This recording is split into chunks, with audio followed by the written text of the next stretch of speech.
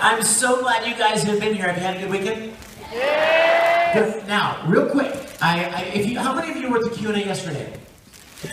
I would like to apologize that I made you watch that again. But for those of you that weren't here, I wanted to show you a little bit of the new live concert DVD. It's fun music. It was a great concert. There's songs from Full Metal and Dragon Ball Z and Oran High School and D.N.Angel. But there's something else on this DVD that I had to tell you about because I'm not going to get any other chances. And that is, years ago, when we were still recording Full Metal Alchemist, and I was so enthralled with the show, and I was having so much fun. And I wanted to figure out a way that I could cosplay. Because I loved it so much. And so I got some of the other voice actors together, and we got together one weekend in Houston, Texas, and we made something called Full Metal Fantasy. Now, if you're wondering what that is, I just want your imagination to run wild for a minute when I just say voice actors cosplaying as their characters. It was awesome fun. How many of you have seen Full Metal Fantasy? Have you seen it, really? Did you enjoy it? She did. That was not a paid announcement, by the way. And so for the longest time, ever since we made this, you haven't been able to get it anywhere. It's never been available. I show it at conventions occasionally, and I use it at my concerts, but it's never been available until now. So on the live concert DVD is also Full Metal Fantasy. So if you want to see a bunch of voice actors being nerds and dressing up like their characters and having a lot of fun, check it out. I'll be, right after this Q&A, I've got one last photo op, and I'm hoping to get the chance to get as many pictures with as many of you as possible. And that'll be right after this, and then I'll be at the table. I've got music CDs and photos and the concert, and I would love to sign them for you if you'd like to come by and say hello and get one. So we have a little bit more time today. I don't like being up here. I really kind of prefer being down here with you. So we have a little bit more time today to talk about anything you want to talk about. So we've got there he is, Mr. Microphone. Hello. And he's going to pick people who have questions, and we'll just kind of chat about anything you like. How about that? All right, we're going to follow this lady's hand up winner first. So, You're talking more. Hey, hi, sweetheart. Okay, this might be a bit more awkward, but I'll pass the microphone down to you. So there you go. Yay, awkward. Hello. Hi. I just wanted to know, out of all the characters you've ever played, is there ever one you enjoyed so much that you just miss it sometimes? Tamaki. Yeah, I thought so too. You know what? I have to tell you a funny story about Tamaki. You know, I've done probably 300 different characters. But most of them I knew nothing about before I started the show. We don't have the opportunity to really research and, and look into things too much. But there was one show where somebody came to me, my dear Caitlin Glass, who played Winry in Full Metal, and she also plays Haruhi, and she directed Oran, the English dub. But she called me one day, like a year before Oran High School had even been licensed. I'd never heard of it. And she called me and she said, "Oh my God, Vic, there's this show I just saw, and it's so funny. And there's this character, it's just like you." She's like, "It's you. It's not like you. It is you." And she said, "You need to watch it. It's really funny." So she gave me a disc with the original Japanese, like about the first 8 episodes. And I watched it, and I'm like, oh my gosh, I love this. And I fell in love with that show. But it wasn't even licensed yet, you guys. And in case you don't know, here's the way it works. Japan will make a show in Japanese, and then American companies or English companies, speaking companies, will all bid on trying to get the license for that show to make it into English. Spanish companies will bid on it, French companies will bid on it, different languages. But English companies will bid on it, and whoever makes the highest bid will get to dub it. So it could be a studio in LA, it could be a studio in Vancouver, it could be a studio in Houston or Dallas or even New York. So to fall in love with a show before it's ever even been licensed, there's not much chance you're until after it's over and you're like, wow, that was really cool, and I didn't even realize how fun it was at the time. Not so with Ouran High School. I loved every minute of that because I was so grateful to get to play that character that I had fallen in love with many, many months before. So I would like purposefully ask Caitlin to let me do lines over again. Like, I would do a line and she would, I would say, whatever, I will drink this coffee. And she would be like, okay, that's fine. You're a twist. Here I thought it was going to be, Tamaki or Zero or somebody, but no, Ed, really? You want the pipsqueak to love you? Who wants that? Besides Winry.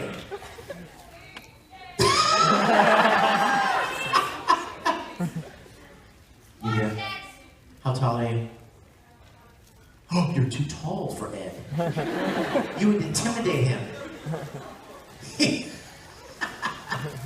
You would stand before him, and he would want to tell you he loved you, and he would say, would you sit down for a minute? And you'd plop down, and he'd be like, that's better. And then he would say, Sarah, Winry and I have been friends for a long time. And I'm pretty sure she has the hots for me. Don't tell my brother I said this, but I love you.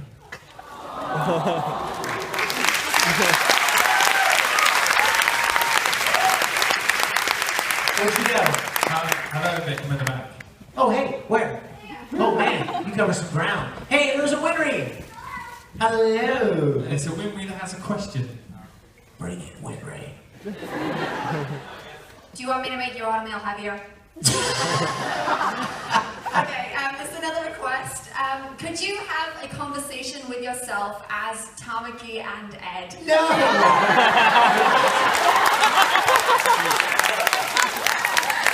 Tamaki tries to teach Ed to be a ladies' man. Oh my gosh. That is a tragedy. That would be a tragedy.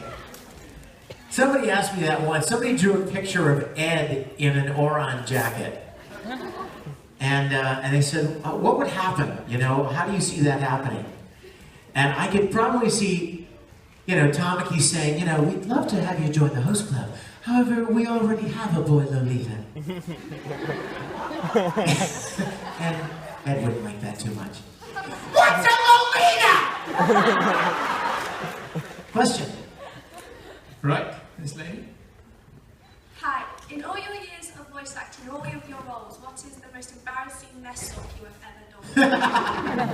Why does everybody want to know about your humiliations? Why is that? You know what? There have been a lot of fun, little mistakes here and there. But actually the one, and I've told this before, so if you've seen it on video, I apologize. But, the answer is still the answer. I was actually recording Full Metal Alchemist, and there was this scene that we were doing, and it was one of those really emotional scenes, where Ed gets really quiet, and he's, talking to his brother or something. I can't remember exactly, but I was studying the line, and I really wanted to get into, the heartbreak and the emotion that Ed was feeling at the time. Everyone was really quiet in the studio. The director was letting me, get ready. And then he said, you want to try one, Vic? And I was like, okay, go ahead. Boop, boop, boop. And I did the line as full of emotion as I could possibly do it. At the verge of tears, and I built it up just the way I wanted to, and I broke them a bit. And I felt so good about it, and everything was quiet. The director said, that was awesome. But that wasn't your line. And I'm like, this is so embarrassing. I skipped the line, and I was doing the wrong line. Okay, that's embarrassment. All right, question. In the middle here? Yes. This might come as quite a shock to you, but it's a Full Metal Alchemist question. Shocked! Yeah, I'm sure everybody was very well surprised when you redid the role for Edward Elric in Full Metal Alchemist Brotherhood. They were surprised? Yeah, well, obviously. No, my question is... Well, wait a minute. I'm sorry. We have to pause for a minute. Why were they surprised? Because Ed's such a Because you did it so crappy the first time. Why the hell would they ask you to do it again? For God's sake. Oh, thank you very much. No, really, I'm curious. Why? Is that a surprise? No. I mean, obviously because Ed's such a fantastic character. Now, the question is... That really doesn't make any sense. I'm sorry. I can't let you get away with that. I love you, but I'm really curious now. How many of you were really surprised when the same actors played the same characters pretty much?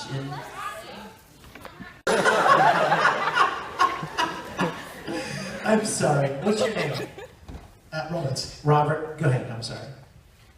When playing the character again for this Brotherhood, for Brotherhood, what kind of... Obviously, the word I'm looking for is, I think it's reprising a role, I think it is. When you had to do the character again, were there certain notes that you had to retake, or was there a method or procedure to... Well, I'll tell you this, Robert. I was a little nervous, actually. Because the first Full Metal Alchemist was so freaking good, I was afraid that the next one would be bad. You know what I mean? I mean, we've all seen sequels to movies, right, that are really horrible. And you're like, oh, they should have never made that sequel. I mean, the first one was great, and then it fell apart. And we've all seen anime series that just kind of fall apart. You know, they started out really great, and then they just kind of, you know, just turn into something dumb or not so exciting. And so when I heard there was going to be another Full Metal Alchemist, I had a lot of mixed feelings. Because at first, a part of me was like, this is awesome, I get to play Ed again. And I get to go back to that character that I love so much. And then I started thinking, oh no, what if it's not good? What if the story's lame? What if the music sucks? What if the animation's bad?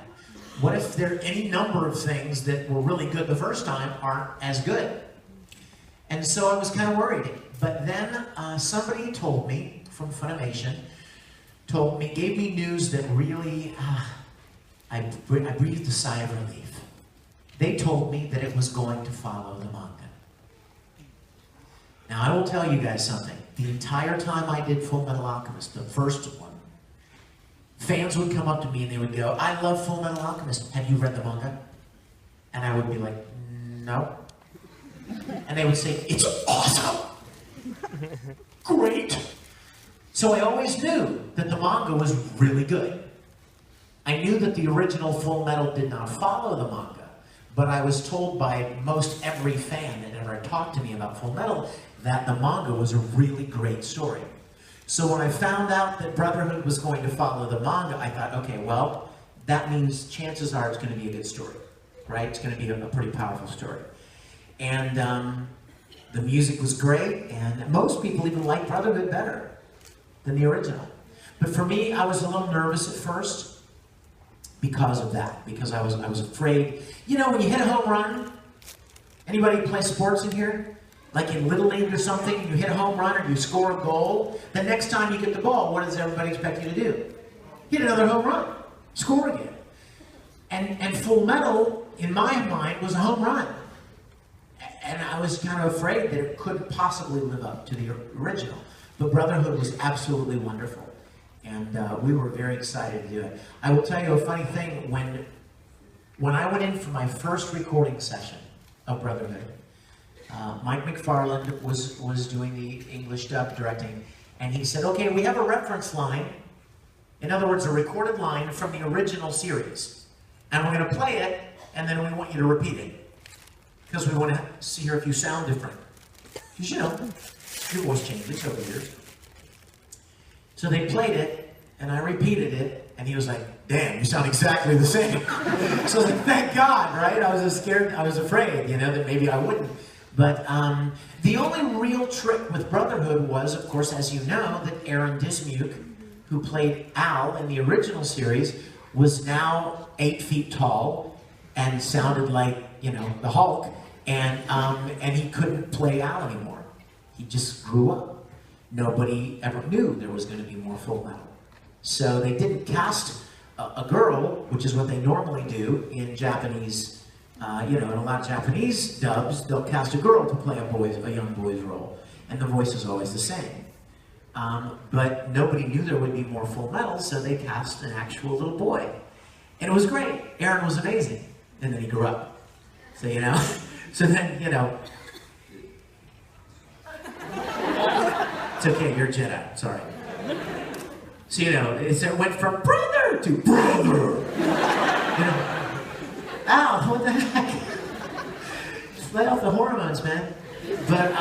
But so they really had a hard time finding somebody who could sound enough like Aaron so that people would accept that it was still Al, but this time it had to be, a young lady. And they found Maxie, and Maxie did an amazing job as Alphonse. She was wonderful. I'll tell you, when we first started the show and it first got aired, Maxie called me one day, and she said, "I'm getting the meanest emails." And I was like, why? What?